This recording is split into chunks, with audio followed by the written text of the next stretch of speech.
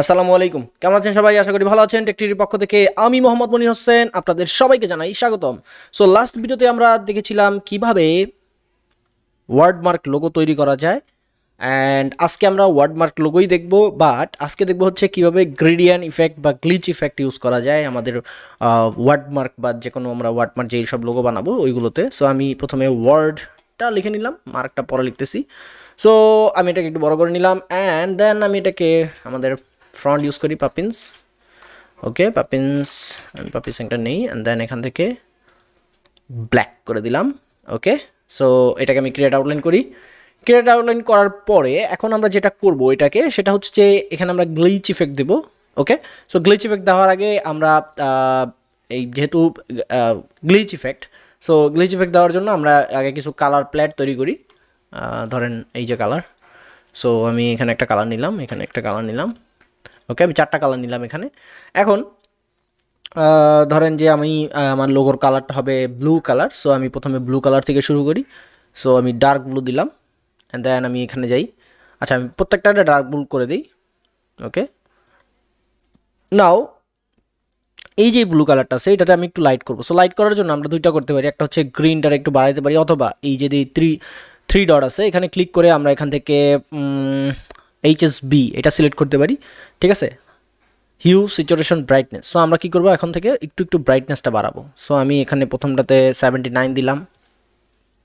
ওকে, তারপরটা 83 দিলাম। ওকে, না হইল না।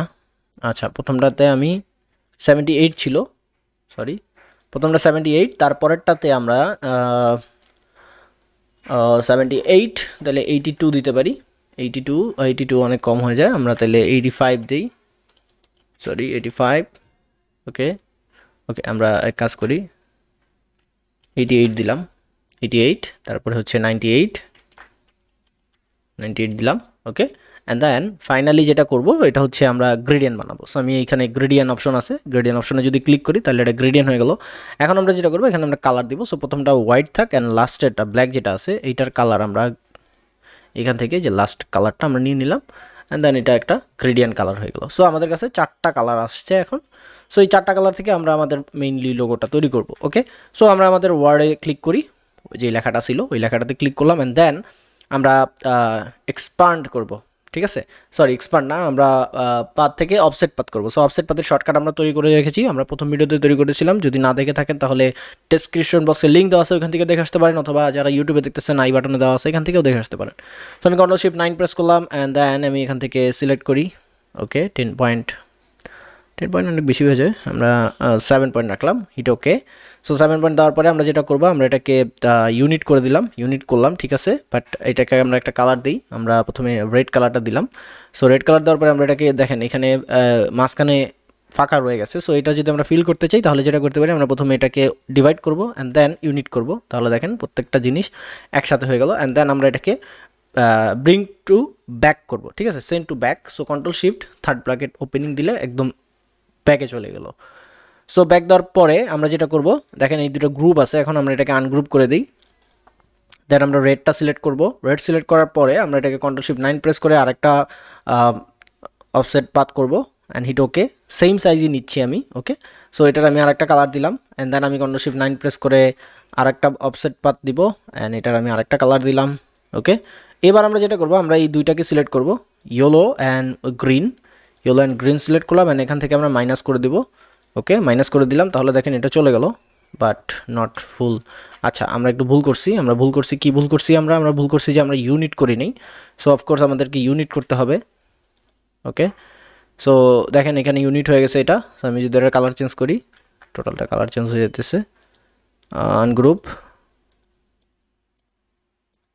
ওকে, দ্যাটস ইট। এটার কালারটা আমি ইয়েলো দিলাম, অ্যান্ড এটারে আমি সেন্ড টু ব্যাক করি, তাইলে হয়ে গেল আমাদের ইয়েলো একটা। অ্যান্ড ইয়েলোটাকে আমি সিলেক্ট করি, Ctrl+Shift+9 আর একটা ফাইল নিলাম, অ্যান্ড এটাকে আমি রাউন্ড করলাম, অ্যান্ড এখান থেকে আমি এটাকে ইউনিট করে দিলাম। ওকে, দ্যাটস ইট, ইউনিট হয়ে গেছে। এখন দেখেন এই দুইটাকে আমরা সিলেক্ট করবো, অ্যান্ড এখান থেকে মাইনাস করে দিব। সো মাইনাস হয়ে গেল, তার মানে কি দাঁড়ালো, তার মানে দাঁড়ালো যে আমাদের যে লেখাটা ছিল এই লেখাটার মাঝখানে একটা গ্যাপ হয়ে গেছে, মানে এই মাঝখানে যে সাদা অংশটা দেখতে পারতেছেন এটা হচ্ছে ফাঁকা, এই যে ফাঁকা, ঠিক আছে।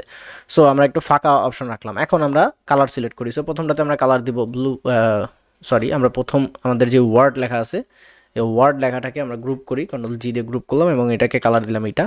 অ্যান্ড দেন আমরা এই যে ব্যাকগ্রাউন্ড যেটা আছে, ব্যাকগ্রাউন্ড ওয়ার্ড, এটাকে আমরা আবার একটু ইউনিট করে দিই, অথবা গ্রুপ করলেও চলতো, একই কাজ। সো এখান থেকে আমরা এটাকে এই কালার দিতে পারি, অথবা ওকে এই কালারই রাখলাম। অ্যান্ড দেন ফাইনালি এই যে অপশনটা আছে বাইরের কালারটা আমরা এটাও দিতে পারি, অথবা এটাও দিতে পারি, যেটা দিতে চাই আমরা। সো আমি 11টাই দিলাম। ওকে, দ্যাটস ইট।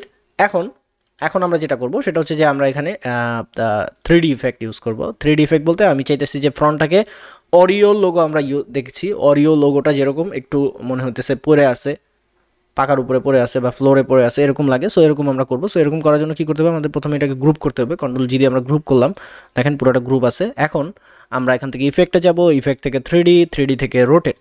ওকে, সো রোটেটে আসলাম, এখান থেকে আমি প্রিভিউতে সিলেক্ট করি, দেখেন এটা এরকম আছে। আমরা প্রথমে এটাতে ফ্রন্ট করি, ফ্রন্ট করার পরে এটাকে আমরা হালকা এটাকে আমরা হালকা মুভ করব। ওকে,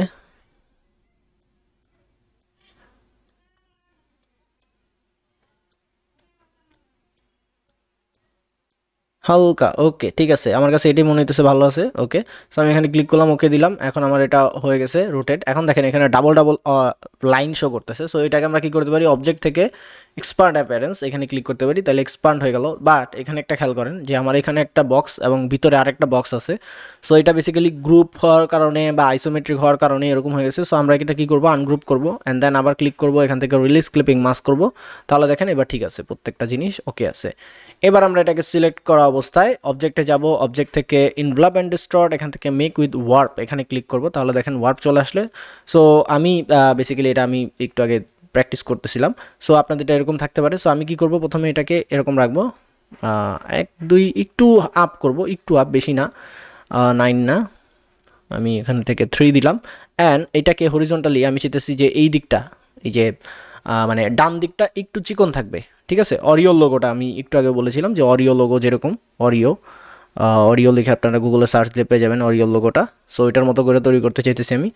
সো আমি এখান থেকে 80 দিলাম, হিট ওকে। সো দেখেন এখানে অনেকগুলো বক্স আছে। সো আমরা কী করবো, প্রথমে অবজেক্টে যাব, এখান থেকে এক্সপান্ড করব, ওকে। অ্যান্ড এক্সপ্যান্ড করার পরে দেখেন সব কিছু ঠিক আছে। এবার আমরা এই যে দেখেন আরেকটা বক্স চলে আসছে। সো এটাকে আমরা কী করতে হবে, আনগ্রুপ করতে হবে। প্রথমে ক্লিক করলাম, ক্লিক করে আনগ্রুপ, অ্যান্ড দেন আবার ক্লিক, আনগ্রুপ, আবার ক্লিক, ওকে, প্রত্যেকটা ঠিক আছে। এবার ওকে, টোটাল জিনিসটা এখন আনগ্রুপ আছে। এবার আমরা যেটা করব, এবার আমরা এখানে গ্লিচ ইফেক্ট ইউজ করতে পারি। আচ্ছা, এখানে আরও একটা কি যেন ধরে আছে, আমরা যদি দেখি এখান থেকে সব কিছুই ঠিক আছে, বাট তারপরও একটা বক্স শো করতেছে কেন জানি, আই ডোন্ট নো, এই যে বক্সটা। সো এখান থেকে আমরা এই বক্সটাকে কি করতে পারি, এই বক্সটাকে যেমন সিলেক্ট করি এবং ডিলিট করে দিই, দ্যাটস ইট, চলে গেল। সো বক্সটা চলে গেছে, এবার ঠিক আছে। এবার আমরা যেটা করবো, আমরা এখানে গ্লিচ ইফেক্ট দেবো। সো গ্লিচ ইফেক্ট দেওয়ার জন্য আমি এটাকে একটু নিচে আনি, অ্যান্ড আমি একটা এল প্রেস করে আমি আমাদের রাউন্ড শেপ যেটা আছে, এই যে ইলিপস টুল, সো আমি ইলিপস টুল নিলাম, অ্যান্ড এখান থেকে আমি একটা ড্র করি, জাস্ট এমনিই আমি একটা ড্র করতেছি, যেখানে আমি শ্যাডো বা লাইট ইফেক্টটা দেখাবো। ওকে, অ্যান্ড আপনারা হচ্ছে যদি স্পেস বার হোল্ড করে রাখেন তাহলে এটাকে মুভ করতে পারেন।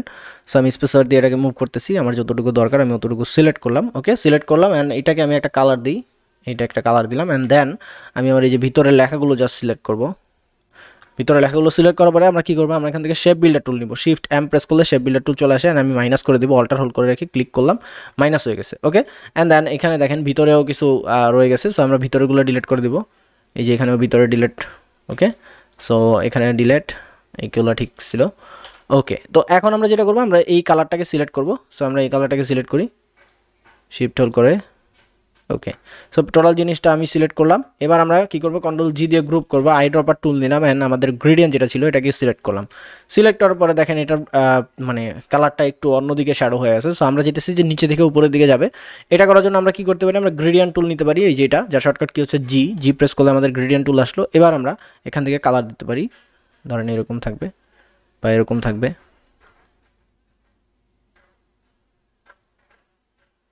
ওকে, দ্যাটস ইট। সো দেখেন এখানে একটা এখন মনে হইতেছে যে শ্যাডো পড়ছে। ওকে, ওয়ার্ডের শ্যাডো, অ্যান্ড নাও এভাবেও আমরা লোগো মেক করতে পারি, লাইক অরিওর লোগো, যেটা আমি একটু আগেও বলেছিলাম যে অরিও কোম্পানির, মানে অরিও যে বিস্কুট কোম্পানি আছে ওই কোম্পানির লোগোটা যদি দেখেন তাহলে দেখবেন ওরা এইভাবে করে তৈরি করছে ওদের লোগোটা। ওকে, অ্যান্ড দেন ধরেন আমরা আরেকভাবে তৈরি করতে পারি। আমি যদি এখানে মার্ক লিখি, MARK মার্ক, ওকে মার্ক লিখলাম, অ্যান্ড এটাকে আমি বড় করি একটু, Ctrl+Shift+O, ওকে ক্রিয়েট আউটলাইন করে নিলাম। এখন আমরা যেটা করবো, আমরা প্রথমে এটা একটা কালার দিই, আমরা কালার দিয়ে দিলাম। এবার আমরা যেটা করবো, আমরা হচ্ছে এটাতে কিছু কার্ভ অ্যাড করব, ঠিক আছে। কার্ভ বলতে হচ্ছে আমি চাইতেছি যে এটাকে আমি অনেকগুলো কালার দিব, বাট এখানে ঢেউয়ের মতো কিছু থাকবে, ঠিক আছে। সো এটা করার জন্য আমরা পেন টুল নিলাম, পেন টুল নিয়ে আমি এখানে ক্লিক করলাম, অ্যান্ড এখানে একটা ক্লিক করলাম। এবার আমি অল্টার হোল্ড করে রেখে, এই যে মাঝখান থেকে অল্টার হোল্ড করে রেখে এটারে আমি ড্র্যাগ করলাম, তাহলে দেখেন আমার এখানে অপশন চলে আসলো, এবং এটা ফিল কালার দেওয়া আছে। আমি এটাকে স্ট্রোক কালার করতে হচ্ছে Shift এক্সপ্রেস করবো, তাহলে এটা ফিল কালার হয়ে স্ট্রোক কালার হয়ে গেল। অ্যান্ড দেন আমি এটাকে নিচে করলাম, এটা নিচে থাকবে, ওকে, অ্যান্ড এটা উপরে থাকবে, অথবা এটা নিচে থাকবে, এটা উপরে থাকবে, যে কোনো একটা আপনারা দিতেই পারেন, যে কোনো কিছু। সো আমি এটাকে ওই নিচে দিলাম, এটা উপরে দিলাম,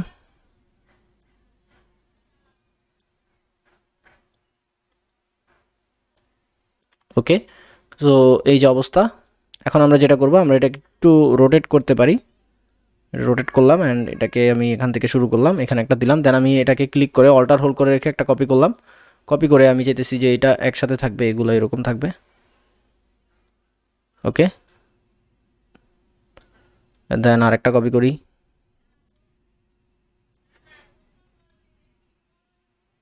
ওকে। এবার আরেকটা কপি করি,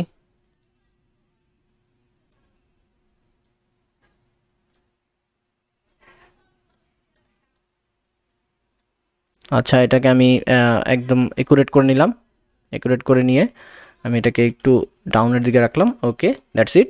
এবার আমি টোটালটাকে সিলেক্ট করি, সিলেক্ট করার পরে আমি প্যাথফাইন্ডারে যাব, অ্যান্ড এখান থেকে ডিভাইন করে দিব। সো ডিভাইন হয়ে গেল। অ্যান্ড আমরা জানি যে ডিভাইন করার পরে এইখানে কিছু এক্সট্রা পাথ থাকে, সো এগুলোকে আমরা ডিলিট করতে পারি। আমরা ম্যাজিক সিলেকশন টুল নিলাম, অ্যান্ড সিলেক্ট করে এগুলোকে ডিলিট করে দিলাম, সো ডিলিট হয়ে গেল। এবার দেখেন এখানে প্রত্যেকটা জিনিস আলাদা আলাদা আছে, সো আমরা কি করতে পারি, আমরা এখান থেকে হয় আনগ্রুপ করে নিতে পারি, অথবা ডিরেক্ট সিলেকশন টুল দিয়ে সিলেক্ট করে করে কালার দিতে পারি, ওকে। সো আমি যেটা করবো, আমি ডিরেক্ট সিলেকশন টুল নিলাম, অ্যান্ড এখান থেকে আমি এটা সিলেক্ট করলাম, প্রথমে সেকেন্ড রো, প্রথম রোতে তো আমার কালার দেওয়া আছে অলরেডি, সো আমি সেকেন্ড রোতে সিলেক্ট করলাম, ওকে। এই যে প্রথম সেকেন্ড রোটা সিলেক্ট করা হলো। এবার আইড্রপার টুল নিলাম, এখান থেকে আমি এই কালারটা দিলাম। দেন থার্ড রো আমরা সিলেক্ট করি, আমি শিফট হোল্ড করে রেখে সিলেক্ট করতেছি, সো অবশ্যই আপনারা শিফট হোল্ড করে করে সিলেক্ট করবেন। এরপর আইড্রপার টুল নিলাম, এই কালারটা দিলাম, দেন আবার সিলেক্ট করলাম, সরি ডিরেক্ট সিলেকশন টুল নিলাম, এখান থেকে সিলেক্ট করি, ওকে দ্যাটস ইট।